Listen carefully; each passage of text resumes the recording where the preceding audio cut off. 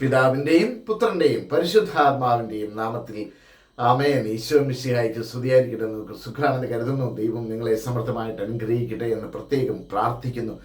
ഇന്ന് പ്രാർത്ഥന ആവശ്യമുള്ളൊരു കാലഘട്ടമാണ്. പ്രാർത്ഥനയുടെ ദിവസങ്ങളാക്കി നമ്മുടെ ജീവിതത്തെ മാറ്റണം, സമയങ്ങളാക്കി നമ്മുടെ ജീവിതത്തെ മാറ്റണം.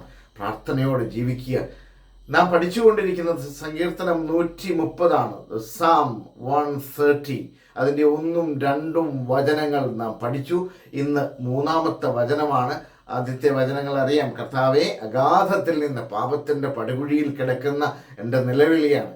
അഗാധത്തിൽ നിന്ന് ഞാൻ നിന്നെ വിളിച്ചപേക്ഷിക്കണം. അങ്ങേ വിളിച്ചപേക്ഷിക്കുന്നു. കർത്താവേ, എൻ്റെ പ്രാർത്ഥന കേൾക്കണമേ.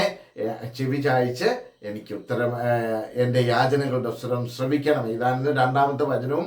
3ാമത്തെ വചനം പഠിക്കുകയാണ്.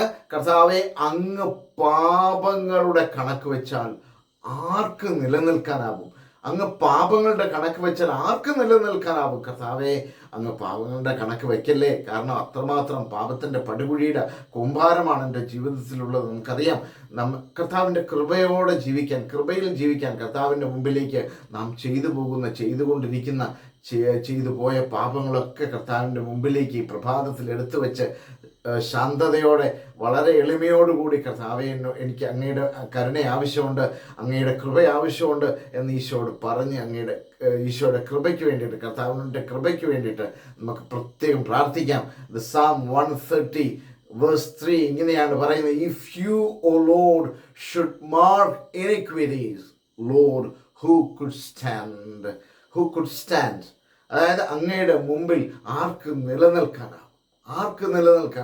അതുകൊണ്ട് പാപങ്ങളുടെ കണക്ക് വയ്ക്കല്ലേ കർത്താവെ, എന്നെ രക്ഷിക്കണമേ എന്നൊരു നിലവിളി കർത്താവിൻ്റെ പക്കലേക്ക് നമുക്കൊന്ന് ഉയർത്താം. ഈ പ്രഭാതത്തിൽ ശാന്തതയോടെ, കർത്താവെ, എന്നോട് ക്ഷമിച്ച് എന്നെ അങ്ങയോട് ചേർത്ത് നിർത്തണമേ എന്ന് നമുക്ക് പ്രാർത്ഥിക്കാം. ദൈവം അനുഗ്രഹിക്കട്ടെ. ആമേൻ.